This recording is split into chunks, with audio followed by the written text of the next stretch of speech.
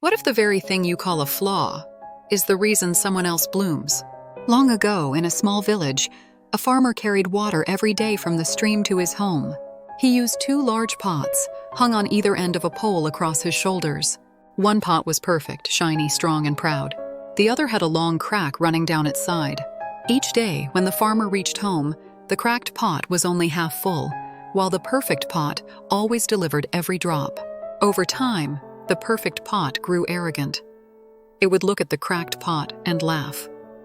"Look at you," it said one morning. "You're broken, useless. You waste water every single day. Why does the farmer even keep you?" The cracked pot lowered its voice. "You're right," it whispered. "I'm ashamed. I can't do what I was made to do. I disappoint our farmer every day." For years, it carried that guilt. One day, the cracked pot finally spoke to the farmer. "Master," it said, "I am so sorry. Because of my flaw, you get only half the water. Please replace me with a better pot." The farmer stopped, smiled softly, and said, "Do you see the path we walk every morning?" The pot looked. For the first time, it noticed something it had never paid attention to: flowers. A long row of wildflowers, bright and colorful, bloomed on one side of the path. The farmer continued, "I always knew about your crack. That's why I planted seeds on your side of the road. And every day, as you leaked, you watered them. For years, I've decorated my table with these flowers. And people smile because of you." The cracked pot fell silent.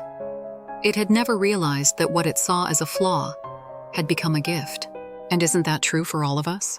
We live in a world that keeps pointing out our cracks, our weaknesses, our mistakes, our imperfections.